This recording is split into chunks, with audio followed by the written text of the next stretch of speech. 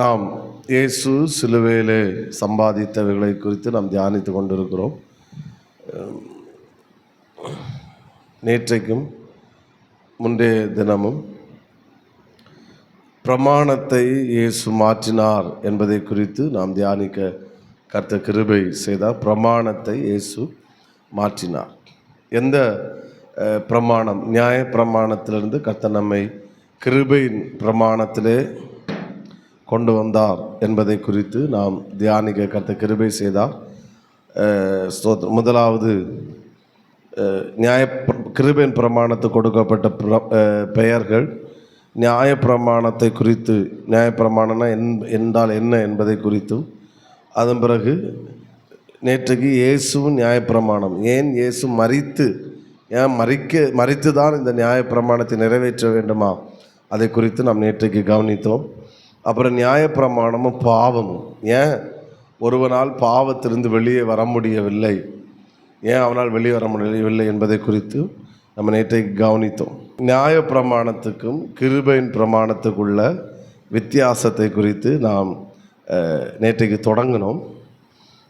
அநேக காரியங்கள் இருக்குது, நான் வேகமாய் சொல்லி நிறைவு செய்கிறேன். நேற்றைக்கு 2 காரியங்களை தொடங்கினோம். ஒன்று, நியாயப்பிரமாணத்தில் கிரியையினால் நீதிமானாக்கப்படுகிறது சொல்கிறது. கிருபையின் பிரமாணத்தில் விசுவாசத்தினால் நாம் நீதிமானாக்கப்படுகிறோம். 2வது, நியாயப்பிரமாணம் பாவம் என்ன என்று சொல்லி தருகிறது. கிருபையின் பிரமாணம் நம்மை சொல்லித்தரலை, நம்மை பாவத்திலிருந்து என்ன செய்கிறது? விடுதலை யாக்குகிறது. ஒரு அலையிலே சொல்லுங்க பார்க்கலாம். இன்னும் சத்தத்தை உயர்த்தி ஹல்லேலூயா. 3வது நம்ம வாசித்தோம், நியாய பிரமாணம். ஆமீன், ஸ்தோத்திரம். கலாத்தியர் 3ஆம் அதிகாரம் 24வது வசனம் நம்ம வாசித்தோம். ஒரு முறை கூட வாசிங்க. கலாத்தியர் 3:24. இவ்விதமாக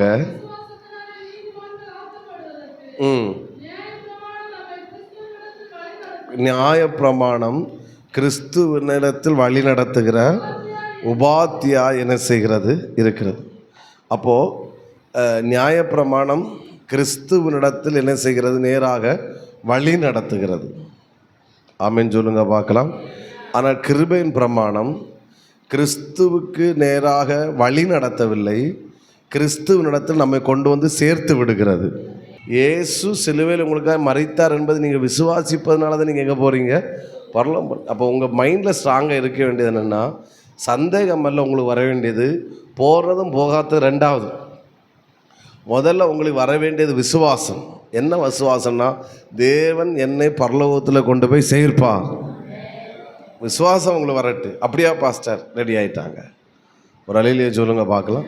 அப்போ கிருபையின் பிரமாணத்துக்கு நான் வரும்போது, இயேசு எனக்காய் மரித்தார், எனக்காய் எல்லாவற்றையும் செய்து முடித்தார் என்று நான் விசுவாசிக்கும்போது என்ன நடக்கிறது என்றால், அந்த கிருபையின் பிரமாணம் எனக்கு வழி மட்டும் காட்டவில்லை, என்னை அவரிடத்தில் கொண்டு போய் சேர்த்து விடுகிறது. சத்தமாக ஒரு அலையிலேயே சொல்லுங்க பார்க்கலாம். இன்னும் சத்தத்தை உயர்த்தி ஹல்லேலூயா. ஓகே, நான் 11 காரியங்களை சொல்லணும். 4வது, இதை முதல்ல சொன்னேன், அது ஒரு கூட சும்மா பாயிண்ட்ஸ் வேணால் எழுதி வைத்துக் கொள்ளுங்கள். நியாயப்பிரமாணம் என்னை நீதிமானாய் மாற்றாது, கிருபையின் பிரமாணம் தான் என்னை எப்படி மாற்றுகிறது?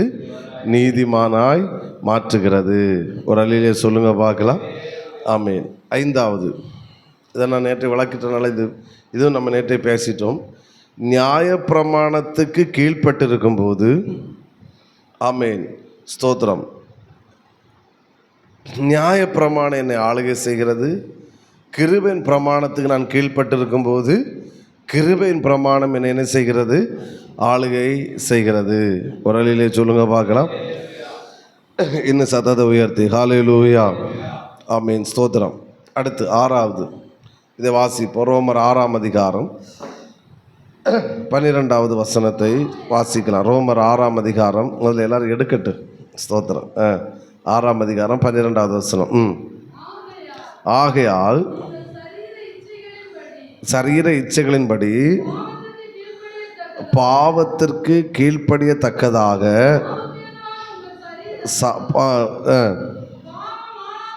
பாவம் ஆளாதிருப்பதாக. ஒரு அல்லேலூயா சொல்லுங்க பார்க்கலாம்.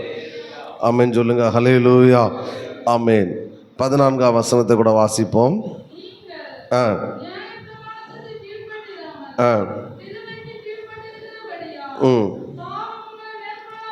பாவம் உங்களை என்ன செய்யாது, மேற்கொள்ள மாட்டாது. ஒரு அல்லேலூயா சொல்லுங்க பார்க்கலாம். அப்போ இப்படி சொல்லுகிறேன். ஆமென். நியாயப்பிரமாணத்திற்கு கீழ்ப்பட்டிருக்கும்போது பாவம் என்னை மேற்கொள்கிறது. அதை இன்னொரு வார்த்தையில் சொல்ல போனால், நியாயப்பிரமாணத்துக்கு கீழ்ப்பட்டிருக்கும்போது பாவம் என்னை ஆளுகை செய்கிறது. ஆமென் சொல்லுங்க பார்க்கலாம். கிருபைக்கு பிரமாணத்துக்கு நான் கீழ்ப்பட்டிருக்கும்போது பாவம் என்னை மேற்கொள்ள முடியாது. பாவம் என்னை என்ன செய்யாது, மேற்கொள்ளாது. சத்தமாக ஒரு அல்லேலூயா சொல்லுங்க பார்க்கலாம். இன்னும் சத்தத்தை உயர்த்தி ஹல்லேலூயா. இன்னும் சத்தமாய் ஹல்லேலூயா. ஆமென். பாவம். அப்போ நான் எதற்கு கீழ்ப்பட்டு இருக்கிறேன் என்பது மிக மிக மிக மிக முக்கியம். நாம் நேற்றுக்கு இதை ரொம்ப விளக்கணும். நான் நியாயப்பிரமாணத்துக்கு கீழ்ப்பட்டு இருக்கும்போது பாவம் என்னை ஆளுகை செய்கிறது, பாவம் என்னை மேற்கொள்ளுகிறது. கிருபையின் பிரமாணத்துக்கு கீழ்ப்பட்டு இருக்கும்போது பாவம் என்னை ஆளுகை செய்யாது, பாவம் என்னை மேற்கொள்ளவும் செய்யாது. அப்போ பாவத்திலிருந்து நாம் விடுதலை பெற வேண்டும் என்றால் நமக்கு நாம் எந்த பிரமாணத்துக்கு கீழ் இருக்கிறோம் என்பது ரொம்ப முக்கியம், ரொம்ப முக்கியம். நம்முடைய பர்சனல் ப்ரேயரில் நம்ம அடிக்கடி சொல்ல வேண்டிய ஒரு வார்த்தை, நான் நியாயப்பிரமாணத்துக்கு கீழ்ப்பட்டிருக்கவில்லை, கிருபையின் பிரமாணத்துக்கு என்ன செய்திருக்கிறேன், கீழ்ப்பட்டிருக்கிறேன். நியாயப்பிரமாணம் என்னை ஆளுகை செய்யாது, கிருபையின் பிரமாணம் என்ன செய்கிறது, ஆளுகை செய்கிறதா இருக்கிறது. ஒரு அல்லேலூயா சொல்லுவோமா? ஹல்லேலூயா. சத்தத்தை உயர்த்தி ஹல்லேலூயா. ஓகே, எத்தனை சொன்ன? 6 7 6. ஓகே, 7வது ரோமர் 6ஆம் அதிகாரம் 21 21 வாசிங்க. ரோமர் 6:21.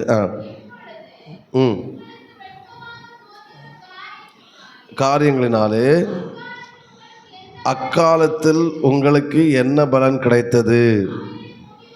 அவைகளின் முடிவு மரணம். 23 பாவத்தின் சம்பளம் மரணம். அப்போ இப்படி 7வது நியாயப்பிரமாணத்தின் முடிவு மரணம். ஆமென், ஆமென். கொஞ்சம் கூட டீப்பாக சொன்னால் வசனம் தெளிவாக சொன்ன அந்த எழுத்து நம்மை கொல்லுகிறதா இருக்கிறது. ஆமென், ஸ்தோத்திரம். ஒருவன் நியாயப்பிரமாணத்தின் ஆளுகைக்குட்பட்டிருப்பான் என்றால் முடிவு மரணம். இஸ்ரேல் ஜனங்கள் எகிப்தை விட்டு வெளியே வந்தார்கள், நியாயப்பிரமாணத்தின் ஆளுகைக்குட்பட்டிருந்தார்கள். ஆமென். கானானிலே போய் சேர்ந்தது அவர்களால் முடியவில்லை.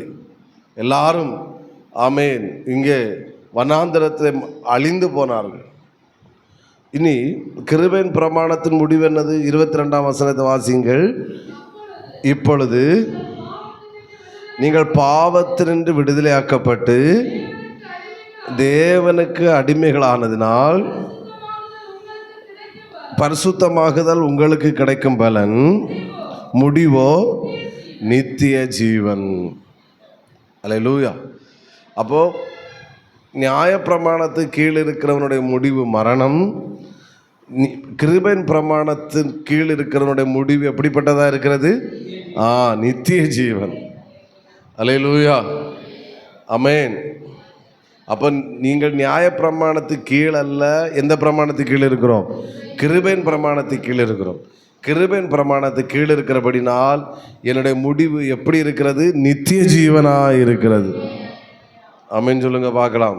அப்படி நான் இப்படி சொல்கிறேன், நித்திய ஜீவனுக்கு பல அர்த்தம் உண்டு. அதாவது என் வாழ்க்கைக்கு முடிவே கிடையாது. ஆமென் சொல்லுங்க பார்க்கலாம். மரணம் நான் எப்படி சொல்லுவேன்? ரட்சிக்கப்பட்டவர்கள் மரிப்பதற்கு நான் எப்படி சொல்லுவேன்? மரணம் என்பது அவருடைய முடிவல்ல, மரணம் என்பது அவருடைய ப்ரமோஷன். என்னது மரணம் என்பது? என்னது? ப்ரமோஷன். ஏன்னா இந்த உலகத்தை விட்டு இன்னொரு உலகத்துக்கு அவர் ப்ரமோஷன் ஆகி போயிருக்கிறாரு. அல்லேலூயா. வரமாட்டேங்குது. ஆமென். அவருடைய சொந்த நாட்டுக்கு, அவருடைய சொந்த வீட்டுக்கு அவர் என்ன செஞ்சிருக்கிறாரு? போயிருக்கிறார். இனி அவர் நித்திய காலமாக வாழப்போகிறார். அப்போது இதனுடைய முடிவு மரணம் அல்ல. கிருபையின் பிரமாணத்தின் முடிவு நித்திய ஜீவன். நீங்கள் கிருபையின் பிரமாணத்தை கீழ்ப்பட்டு இருக்கிறபடினாலே உங்களுக்கு முடிவு நித்திய ஜீவனாய் இருக்கிறது, பரலோகமாய் இருக்கிறது. சபைகளில் கிருபையின் பிரமாணத்தை, கிருபையை பேசுவோம், நித்திய ஜீவனை பேசுவோம், இயேசு என்ன செய்தார் என்று பேசுவோம். ஹல்லேலூயா, ஹல்லேலூயா சொல்லுங்க பார்க்கலாம். ஆமே, நீ என்ன செய்ய வேண்டும் என்று பேச வேண்டும். நான் இல்லைன்னு சொல்லக்கூடாது, சொல்ல நம்மளும் பேசுகிறோம். ஆனால் உனக்கு அவர் என்ன செய்தார் என்பதை அறிந்து விட்டால் நீ செய்ய வேண்டியதை நீ தானாலே செய்ய ஆரம்பிப்பாய். அடுத்த பாயிண்ட் நான் அதை சொல்லுவேன். சத்தமாக ஒரு அலையிலேயே சொல்லுங்க பார்க்கலாம். அப்போ நியாயப்பிரமாணத்தின் முடிவு மரணம், கிருபையின் பிரமாணத்தின் முடிவு என்னது? நித்திய ஜீவன். சத்தமாக ஒரு அலையிலேயே சொல்லுங்க பார்க்கலாம். அடுத்து 8 ரோமர் 8ஆம் அதிகாரம் அதனுடைய 1ஆம் வசனம். ரோமர் 8ஆம் அதிகாரம் 1ஆம் வசனம். ஆனபடியால் கிறிஸ்து இயேசுவுக்கு உட்பட்டவர்களாயிருந்து, அப்படின்னு அர்த்தம் என்ன? நியாய பிரமாணத்தின்படி நடவாமல் ஆவியின் பிரமாணத்தின்படி நடக்கிறவர்களுக்கு ஆக்கினை தீர்ப்பு. ஐயோ ஐயோ பேச கூட வாங்க, இல்லை அம்மன் சொல்லுங்க பார்க்கலாம். அப்போ நியாய பிரமாணத்துக்குட்பட்டு இருக்கிறவர்களுக்கு ஆக்கினை தீர்ப்பு உண்டு. கிருபையின் பிரமாணத்திற்குட்பட்டவர்களுக்கு என்ன கிடையாது? ஆக்கினை தீர்ப்பு இல்லை. அவங்களுக்கு நித்திய ஜீவன், அவங்களுக்கு பரலோகம். ஆமேன். சத்தமுறையிலே சொல்லுங்க பார்க்கலாம். நீங்கள் பேசணும், உங்கள் ப்ரேயர் இதுவாக இருக்கணும். ஆமேன். நம்முடைய ஜபங்களை நாம் கவனிக்கணும். நிறைய நேரங்கள் நம்முடைய ஜபங்கள், நம்முடைய வசனமே நம்முடைய ஜபமாய் மாற வேண்டும். எது ஜபமாய் மாறணும்னு சொல்லுங்கள், பேசுங்க, வாயை திறந்து. வசனம் எப்படி மாற வேண்டும்? ஜபமாய் மாறட்டும். எல்லாரும் சேர்ந்து சொல்லுங்க, வசனம் ஜபமாய் மாற வேண்டும். நான் ஜபத்தை குறித்து தான் பேசணும்னு 2-3 வாரம் ரெடி பண்ணி வச்சுருக்கேன். எனக்கு இன்னும் பெர்மிஷன் கிடைக்கல. அந்த க்ரீன் சிக்னல் இன்னும் கிடைக்காதனால, இந்த ஆமாம், க்ரீன் சிக்னல் கிடைக்காதனால அப்படியே வெயிட்டிங்கில் இருக்குது. எப்போ ஆண்டவர் தர்றாருன்னு தெரியலை. அப்போது ஜபம் எப்படி இருக்கணும்னு சில வார்த்தைகள், நிறைய வார்த்தைகள் ஆண்டவர் தந்து வச்சுருக்கிறாரு. டைப் பண்ணி வச்சுருக்கிறேன். பட் இன்னும் ஆண்டவர் அந்த இது தரல. ஸ்தோத்திரம். நான் இந்த ஜப நாட்களாவது போன வாரம் பேச வைப்பான்னு நினச்சேன், முடியலை. ஸ்தோத்திரம். ஓகே, ஆண்டோடைய சித்தத்துக்கு நம்ம விட்டு கொடுப்போம். ஒரு அலையிலேயே சொல்லுங்க பார்க்கலாம். வசனத்தை சொல்லணும். இந்த நான் ஆவியின்படி நடக்கிறேன், எனக்கு ஆக்கினை தீர்ப்பு இல்லை. ஆமாம், சொல்லும் போதே உங்களுக்கு அவ்வளோ பலன் வரும், தைரியம் வரும். ஸ்தோத்திரம். ஒரு அலையிலேயே சொல்லுங்க பார்க்கலாம். நீ அப்படி செய்வா, உனக்கு அப்படி நடக்கும், இப்படி நடக்கணும் நீ சொல்லணும். அது நியாய பிரமாணத்தை கீழே இருக்கிறவர்களுக்கு. நான் என்ன பிரமாணத்தை கீழே இருக்கிறேன்? கிருபையின் பிரமாணம். Very good. நான் ஆவியின் பிரமாணத்தை கீழே இருக்கிறேன். எனக்கு ஆக்கினை தீர்ப்பு இல்லை. ஆமேன். மாறாக எனக்கு நித்திய ஜீவன். மாறாக நான் பந்தய பொருளை பெற்றுக்கொள்வேன். மாறாக நான் நீதியின் கிரீடத்தை பெற்றுக்கொள்வேன். மாறாக நான் தேவனுடைய ராஜ்யத்தை நான் சுதந்திரித்துக் கொள்வேன். நான் ஆக்கினை தீர்ப்பு கூடவன் கிடையாது, நான் நித்திய ஜீவனை சுதந்திரிக்க வேண்டியவன். சத்தத்தை உயர்த்தி ஒரு அலையிலேயே சொல்லுங்க பார்க்கலாம். சொல்லுங்க, எனக்கு ஆக்கினை தீர்ப்பு இல்லை. ஆமேன். இயேசுக்கு சிலுவை மரணம் ஏதோ நம்ம நினச்சி வச்சுருவோம். இல்லை. ஸ்தோத்திரம். இடையில நான் அடுத்த வாரம்லாம் அதுக்கு அடுத்து எப்படி இயேசு மரித்த பிறகும் உயிர்த்தெழுந்த பிறகு ஏன் இப்பவும் சாத்தான கையில் சில வல்லமை இருக்குது அப்படின்றத நம்ம ஆண்டவர் பேச வைப்பார்.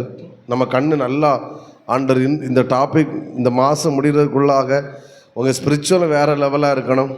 உங்களை நீங்கள் பார்க்குற லெவலே வேறு மாதிரி இருக்கணும். அமேன் சொல்லுங்க பார்க்கலாம். சொல்லுங்க, எனக்கு ஆக்கினை தீர்ப்பு இல்லை. அப்போ நியாயப்பிரமாணத்துக்கு கீழ் இருக்கிறவர்களுக்கு ஆக்கினை தீர்ப்பு உண்டு. கிருபையின் பிரமாணத்துக்கு கீழ் இருக்கிறவர்களுக்கு என்ன கிடையாது? ஆக்கினை தீர்ப்பு கிடையாது. ஒரு அலையிலேயே சொல்லுங்க பார்க்கலாம். சத்தத்தை உயர்த்தி ஹல்லேலூயா. இனி ரோமர் 6ஆம் அதிகாரம் 20வது வசனம். பாவத்திற்கு நீங்கள் அடிமைகளாக இருந்த காலத்தில் நீதிக்கு எப்படிப்பட்டவர்களாக இருந்தீர்கள்? நீங்கிறவர்களாக இருந்தீர்கள். அதை நான் இப்படி சொல்கிறேன். ஒருவன் பாவத்திற்கு அடிமையாக இருக்கிறான் என்றால் அவன் பிரமாணத்திற்கு கீழ்ப்பட்டு இருக்கிறான். ஆமென்.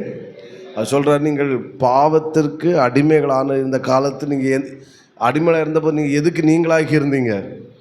நீதிக்கு, கிருபையின் பிரமாணத்துக்கு, ஆவின் இதுக்கு நீங்களாகி இருந்தீங்க. எப்போ நீதியின் பிரமாணத்துக்கு உள்ளே வந்தீங்களோ அப்போ நீங்கள் பாவத்துக்கு அடிமைகள் அல்ல, ஆமாம் நீதிக்கு நீங்கள் அடிமைகளானீர்கள். 18ஆம் வசனம் வாசிங்கள்.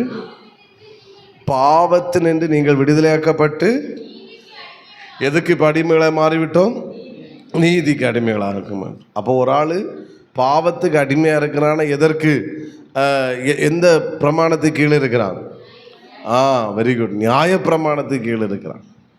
ஸோ ஒருத்தரை பாவம் ஆளுகை செய்யலைன்னா அவர் நீதிக்கு அடிமையாக இருக்கிறான்னா அவர் எந்த பிரமாணத்துக்கு கீழே இருக்கிறார்? பேசுங்க. கிருபையின் பிரமாணத்துக்கு கீழே என்ன செய்கிறாரு? இருக்கிறார். சத்தமாலையிலேயே சொல்லுங்க பார்க்கலாம். சொல்லுங்க, நான் கிருபை சொல்லுங்க, நான் கிருபையின் பிரமாணத்திற்கு, சத்தமா நான் கிருபையின் பிரமாணத்திற்கு வெரி குட் கீழ்பட்டு இருக்கிறபடியால் பாவம் என்னை ஆளுகை செய்ய முடியாது. ஆமென். ஒரு ஹல்லேலூயா சொல்லுங்க. ஹல்லேலூயா. Very good. ஆமென். இந்த நீங்கள் எல்லாரும் எங்கே நம்ம ஷிஃப்ட் ஆகணும்? பாவத்திலேருந்து ஷிஃப்ட் ஆகிறீங்களோ இல்லையோ அது ரெண்டாவது. முதல்ல எங்கேருந்து ஷிஃப்ட் ஆகணும்? நியாய பிரமாணத்திலேருந்து கிருபையின் பிரமாணத்தை நம்ம என்ன செஞ்சிடணும்? ஷிஃப்ட் ஆகணும். நம்ம லைஃபே சேஞ்ச்.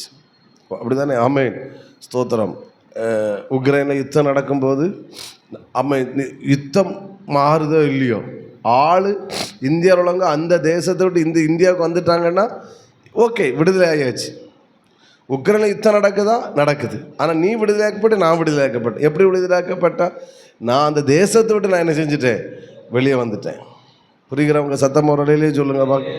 அந்த தேசத்தினுடைய ஆளுகைக்குள் இருந்தால் நீயும் அதற்கு அடிபடுவாய். அப்போ ஷிஃப்ட் ஆகிறது என்பது மிகப்பெரிய வேல்யூ. ஆமாம். நீங்கள் ஒரு இடத்தை விட்டு இன்னொரு இடத்தை ஷிஃப்ட் ஆகுறீங்கன்னா பிரமாணமே மாறுது. ஆமேன் சொல்லுங்க பார்க்கலாம். ஆமேன். ஹல்லேலூயா. நீங்கள் பேசணும், நான் நீதியின் பிரமாணத்துக்கு உட்பட்டவன் அல்ல, நான் நியாயப்பிரமாணத்துக்கு கீழ்ப்பட்டவன் அல்ல, நான் கிருபையின் பிரமாணத்துக்கு உட்பட்டவன். ஒரு நிலையை சொல்லுங்க பார்க்கலாம். இன்னொரு வார்த்தை, நான் கிருபையின் பிரமாணத்துக்கு உட்பட்டிருக்கிறேனா பிரமாணத்துக்கு உட்பட்டுறேன் எப்படி கண்டுபிடிப்பது? ஆமேன். இதுதான் ரொம்ப முக்கியமானது. இதை சொல்லி நான் ஜெபிக்கிறேன். எத்தனை சொல்லியிருக்கேன்? 10வது இது ரோமர் 7ஆம் அதிகாரம் 15ஆம் வசனத்தையும் வாசிங்க. 15 எப்படி எனில், நான் செய்கிறது எனக்கே சம்மதி இல்லை, நான் விரும்புகிறதை செய்யாமல் நான் வெறுக்கிறதை செய்கிறேன். இப்படி நான் விரும்பாததை, நல்லா கவனிங்க, நான் விரும்பாததை செய்கிறவனாய் இருக்க நியாயப்பிரமாணம் நல்லதென்று ஒத்துக்கொள்ளுகிறேனே. அடுத்த வசனம் கூட, ஆதலால் நான் அல்ல, எனக்குள் வாசமாக இருக்கிற பாவமே அப்படி செய்கிறது. ஒரு ஹல்லேலூயா சொல்லுங்க பார்க்கலாம். இன்னும் சத்தத்தை உயர்த்தி ஹல்லேலூயா. ரொம்ப முக்கியம். ஒரு காரியத்தை நான் சொல்கிறேன், ஒரே வார்த்தையில் சொல்கிறேன், புரியும்படி. ஒரு காரியத்தை நீங்கள் விருப்பம் இல்லாமல் செய்கிறீங்க அப்படின்னா நீங்கள் நியாயப்பிரமாணத்துக்கு உட்பட்டு இருக்கிறீங்க. ஒரு காரியத்தை நீங்கள் விருப்பத்தோடு செய்கிறீங்கன்னா நீங்கள் கிருபையின் பிரமாணத்துக்கு உட்பட்டு இருக்கிறீங்க. அவ்வளோதான், சிம்பிள். ஆமென். நீ ஜெபித்தாலும் சரி, வெண்வஸ்திரம் உடுத்தாலும் சரி, வேற என்ன இது ஜுவல் சம்பந்தமானதாக இருந்தாலும், எதுவாக இருந்தாலும், ஆராதனைக்கு வருவதாக இருந்தாலும் சரி, எது ஆவிக்குரிய காணிக்கை கொடுத்தாலும் சரி, காணிக்கை கொடுக்க எனக்கு மனசு இல்லை, நீ கொடுக்காட்டா என்ன செய்யக்கு கொடுப்போம் அப்படின்னா, நீ கொடுக்குறது கொடுக்காத ரெண்டாவது நீங்கள் பிரமாணத்துக்கு உட்பட்டு இருக்கிறீங்க. ஆனால் ஒரு காணிக்கை கொடுக்குறீங்க. ஒன்றும் இல்லாமல் இருந்தேன், இன்றைக்கி என்னை மாதந்தோறும் தசமாக கொடுக்குற அளவில் கர்த்தர் என்னை மாற்றி இருக்கிறாரு. இது காணிக்கை கொடுப்ப நம் கர்த்தனை அதற்கு பாக்கியவானாய் மாற்றிருக்கிறார். இவ்வளோ ரூபாய் என்னை கொடுக்குற அளவில் கர்த்தனை வச்சிருக்கிறாரு, இது எனக்கு கிடைத்த ஒரு பாக்கியம் அப்படின்னு உங்களால் சொல்ல முடியும்னா நீங்கள் கிருபையின் பிரமாணத்துக்கு உட்பட்டவங்களாக இருக்கிறீங்க. ஆமேன். சர்ச்சுக்கு வர்றீங்க, சர்ச்சுக்கு வராட்ட ஆண்டவர் தண்டிப்பார். ஓய்வு நாளை ஆமேன் ஆசரிக்காவிட்டால் சாபம் வரும். அதனால் போவோன்னு நீங்கள் வந்தீங்கன்னா நியாய பிரமாணத்துக்கு உட்பட்டு இருக்கிறீங்க. இந்த 6 நாட்களும் எனக்கு சுகத்தை தந்தார், பலத்தை தந்தார், ஆரோக்கியத்தை தந்தார். இந்த வாரத்தின் முதல் நாளில் நான் கர்த்தரை ஆராதிப்பது எனக்கு கிடைத்த ஒரு பாக்கியம். புரியலைன்னு நினைக்கிறேன். ஹல்லேலூயா. ஆமாம், எத்தனை கோடி ரூபா கொடுத்தாலும் சரி, இந்த தெய்வத்தை ஆராதிக்காமல் என்னால் இருக்க முடியாதுன்னு நீ ஓடி வருகிறாய் என்றால் நீ கிருபையின் பிரமாணத்துக்கு உட்பட்டு இருக்கிறாய். ஆமேன். விரும்பாத ஒன்றை நான் வேறு வழி இல்லாமல் செய்கிறேன் என்றால் நான் பிரமாணத்துக்கு உட்பட்டு இருக்கிறேன். அது ட்ரெஸ்ஸிங்காக இருந்தாலும் சரி, ஸ்பிரிச்சுவலாக எந்த காரியமாக இருந்தாலும் சரி. அதனால தான் என்னுடைய ஒரு கேரக்டர் உங்களுக்கு தெரியும். எதை செய்தாலும் நம்ம வற்புறுத்துற கிடையாது, விருப்பத்தை சிலது அறிவிப்போம், இப்படி பண்ணுங்க இப்படி பண்ணுங்க. பட் நீங்கள் செய்கிற ஒவ்வொன்றையும் நீங்கள் விருப்பத்தோடு செய்ய வேண்டும். ஆமேன்னு சொல்லுங்கள் பார்க்கலாம். எப்போ விருப்பம் வரும்? தேவன் உங்களுக்கு என்னென்ன செய்திருக்கிறார் என்கிற அறிவு வரும்போது, அவருக்காக ஒரு காரியத்தை செய்யும்போது நமக்கு என்ன உண்டாகும்? விருப்பம் வரும். ஒரு அலையிலேயே சொல்லுங்க பார்க்கலாம். ஒரு ஆள் உங்களுக்கு 10 கோடி ரூபா தரேன்னு வச்சுக்கோங்க.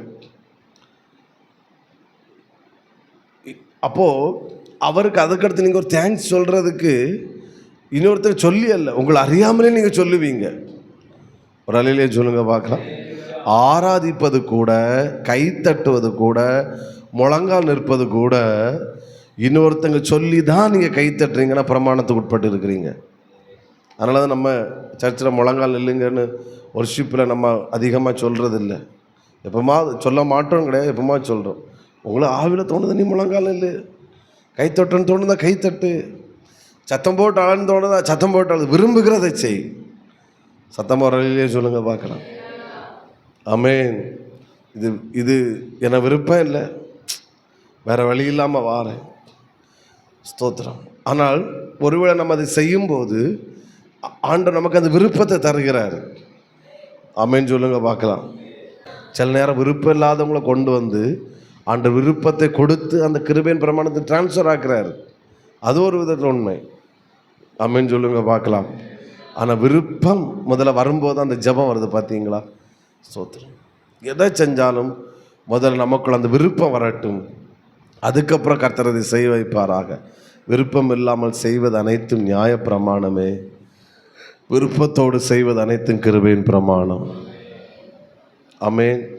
பிள்ளைகளுக்குள்ள ஆமேன் எல்லாவற்றையும் புகுத்துவோம். அதுக்கு முன்னாடி விருப்பத்தை புகுத்துவோம். ஜெபம் என்னது, ஆராதனை என்னது, பிரசங்கம் என்னது, சர்ச்சுன்னு அந்த விருப்பம் வரட்டும். சில நேரம் விருப்பம் இருக்காது, ஆனாலும் ஆமேன் அது செய்கின்ற பாரம் நமக்கு இருக்குது. ஆனால் நம்ம செய்ய விடாண்டான்ல, கண்டிப்பாக நம்ம பாரப்படுத்துவோம். கண்டிப்பாக கர்த்தர் ஒரு நாள் விருப்பத்தை கொடுப்பாரு. அதுக்கப்புறம் அவர்களை அதை செய்கிறவர்களாக கர்த்தர் மாற்றுவார். ஆமேன்னு சொல்லுங்க பார்க்கலாம்.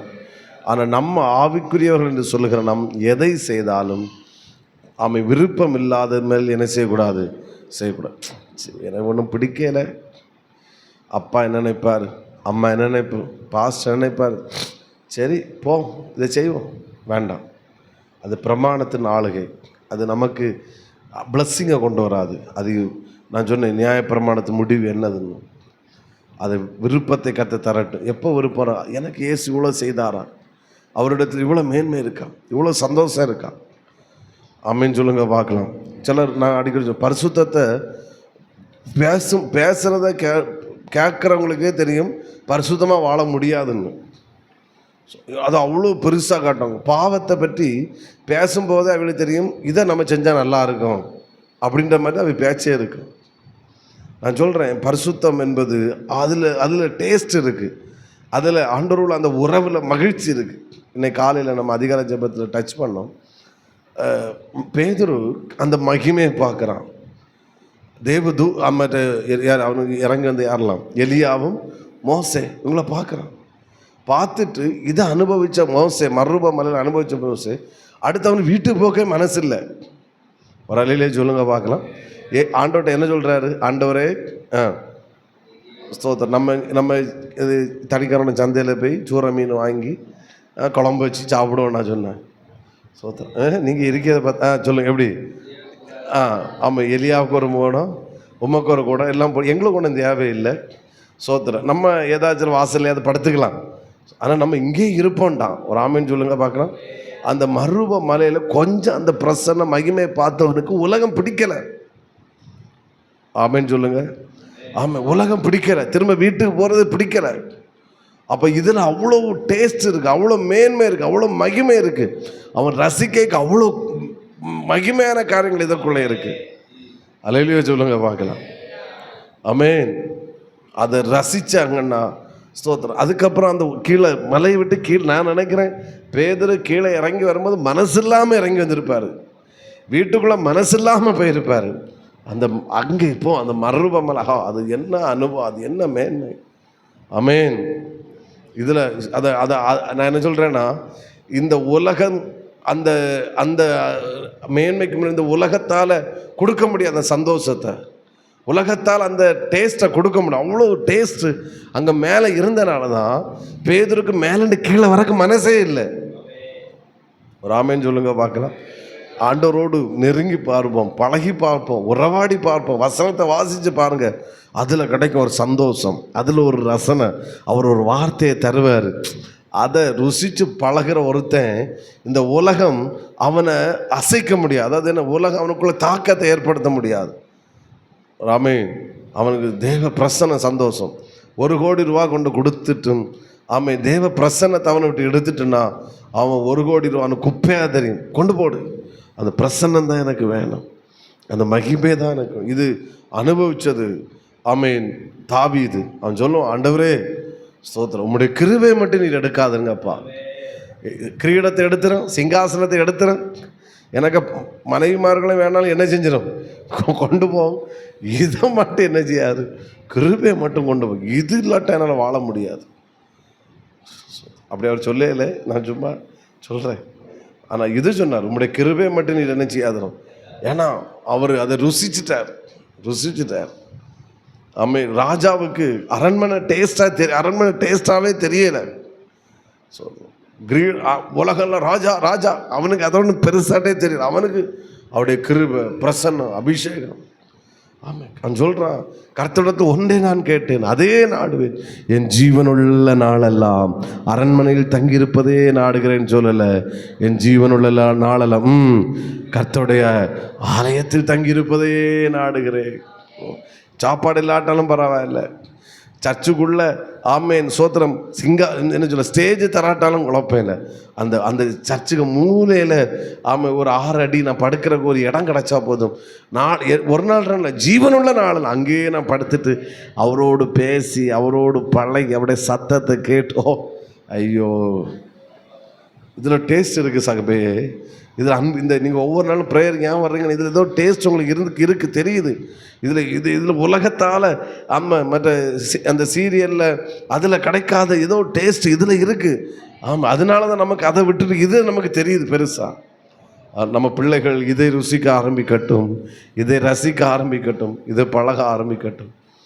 நம்ம பிள்ளைங்க அந்த வீடியோலாம் போடும்போது எனக்கு அது சந்தோஷம். வேறு பிள்ளைங்களை ஏதோ ரசித்து போடும்போது பாட்டு போடுது, இதில் சந்தோஷப்படட்டுது, இதில் பாட்டு போடுது, எனக்கு அது பார்க்கும்போது சந்தோஷம். பிள்ளைங்க இதை ரசிக்கட்டும், இதில் டேஸ்ட் ஆகட்டும், இதை என்ஜாய் பண்ணட்டும். வேறு யூத் எதெல்லாமோ அங்கே போய் இதை பார்த்து இங்கே போய் ஃப்ளாக்கு போட்டேன்னு சொல்லும்போது நம்ம பிள்ளைங்க இதில் டேஸ்ட்டாக மாறும்போது அவ்வளோ சந்தோஷம். இன்னும் பாடல்களை போடட்டும் பிள்ளைங்க. இதில் டேஸ்ட் ஆகட்டும், இதில் ரசிக்கட்டு, இதில் அவ்வளோ டேஸ்ட் இருக்குது. ஆமேன்னு சொல்லுங்க பார்க்கலாம். ஆமாம், விரும்பாமல் நாம் எதையாவது ஒன்றை செய்ய. நீங்கள் சர்ச்சுக்கு விரும்பாமல் வர்றீங்கன்னா நீங்கள் பிரமாணத்துக்கு கீழே இருக்கிறீங்க.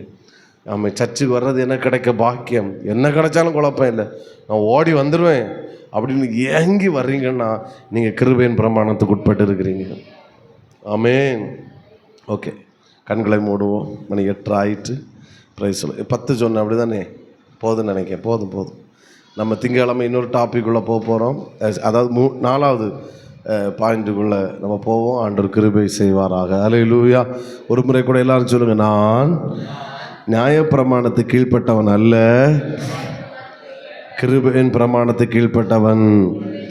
சொல்லுங்க சத்தமா, பாவம் என்னை ஆள முடியாது, பாவம் என்னை மேற்கொள்ள முடியாது, எனக்கு ஆக்கினை தீர்ப்பு இல்லை, எனக்கு நித்திய ஜீவன், எனக்கு பரிசுத்தமாகுதல், நான் நீதிக்கு அடிமையாக இருக்கிறேன். அல்லேலூயா. எல்லா கரங்களை தட்டி கர்த்தரை ஸ்தோத்திரம் பண்ணுவோம். ஸ்தோத்திரம் ஸ்தோத்திரம். செல்வராஜ் பாஸ்டர் முன்பாக வந்து ஜெபிப்பாங்க. ஜெபிக்கும்போது நாளை நடக்கிற பரிசுத்த ஆராதனைக்கும் சேர்த்து ஜெபித்து முடிப்பாங்க. ஹல்லேலூயா. எல்லாரும் தலைவணங்கி ஜெபிப்போம். ஹல்லேலூயா ஹல்லேலூயா. கர்த்தர் தந்த நல்ல வார்த்தைகளுக்காய் ஹல்லேலூயா. கர்த்தருக்கு நன்றி பலி உள்ளத்தின் ஆழத்திலிருந்து மனப்பூர்வமாக ஏறெடுப்போம். ஹல்லேலூயா. நாம் நியாயப்பிரமாணத்துக்கு உட்பட்டவர்கள் அல்ல. ஹல்லேலூயா. கர்த்தருடைய கிருபையின் பிரமாணத்துக்கு உட்பட்டவர்களாக இருக்கிறபடினாலே அவருடைய கிருபை கல்வாரி சிலுவையிலே வெளிப்பட்டது. ஹல்லேலூயா. அந்த கிருபை ஒவ்வொரு நாளும் நம்மை தாங்கி அல்ல பாளையத்துக்கு புறம்பாக இருந்த நம்மை ஹல்லேலூயா நித்திய ஜீவனுக்கென்று அழைத்து கொண்டு வந்து அவருடைய ஆலயத்திலே கொண்டு வந்து நிறுத்தினது. அந்த கிருபை ஒவ்வொரு நாளும் தாங்குகிறது. அல்ல அந்த கிருபை என்னை தாங்குகிறது என்று சொல்கிறவங்க எல்லாம் கர்த்தருக்கு நன்றி பலியில் ஏறிடுங்க. ஆண்டவரே, ஆமாம் ஆண்டவரே, உடைய கிருபை என்னை தாங்கினது ஆண்டவரே, இம்மட்டமாய் நடத்தி வந்தது. நான் அறியாதிருந்தேன் ஆண்டவரே, அறியாமையின் காலத்திலே நான் செய்த எல்லாவற்றையும் நீர் காணாதவர் போல் இருந்தீர் ஆண்டவரே. ஓ, நியாயப்பிரமாணம் என்னை ஆட்கொண்டு கொண்டே இருந்தது ஆண்டவரே. அது இதனாலே எனக்கு மரணம் வரும் என்பதை நான் அறியாதிருந்தேன் ஆண்டவரே. அந்த நாளிலே மரணம் வந்திருந்தால் நான் அழிந்து போயிருப்பேன் ஆண்டவரே. ஆனால் கிருபையின் பிரமாணமோ ஹல்லேலூயா எனக்காக எனக்காக எனக்காக காத்து கொண்டிருந்து அந்த கிருபையின் பிரமாணம் ஹல்லேலூயா என்னை ஒவ்வொரு நாள் நடத்தும்படி ஹல்லேலூயா என்னை பின்தொடர்ந்து என்னை ஆட்கொண்டு எனக்குள்ளே அது நிலை பெற்றிருந்து அதை ருசித்து ரசிக்கத்தக்கதான கிருபை இந்த நாட்களில் எங்களுக்கு வெளிப்படுத்தினீர் ஆண்டவரே என்று சொல்லுவோம். ஹல்லேலூயா ஹல்லேலூயா. ஆமாண்டவரே, அந்த கிருபை கல்வாரி சிலுவையில் வெளிப்பட்டது ஆண்டவரே. அந்த கிருபையுடைய ஆலயத்தின் மத்தியிலே கர்த்தாவே இன்றைக்கும் அந்த கிருபை எங்களை ஆண்டவரே ஹல்லேலூயா சிந்திக்கத்தக்கதாக உணர்த்துகிறது ஆண்டவரே. எங்களுடைய உள்ளங்கள் ஆழங்களிலே இந்த கிருபை ஒவ்வொரு நாள் சிந்தித்து சிந்தித்து சிந்தித்து ஓ முடிவு நித்திய ஜீவன் என்று சொல்லப்பட்டிருக்கிறதே ஆண்டவரே. ஓ, அழியாமே சுதந்திரித்துக் கொள்கிற நித்திய ஜீவனாக இருக்க அப்படின்னாலே நித்திய ஜீவனை நாங்கள் ஒவ்வொருவரும் பெற்றுக்கொள்ள எங்களுக்கு உதவி செய்யுங்கப்பா. கிருபை செய்யுங்கப்பா, கிருபை செய்யுங்கப்பா, கிருபை செய்யுங்க.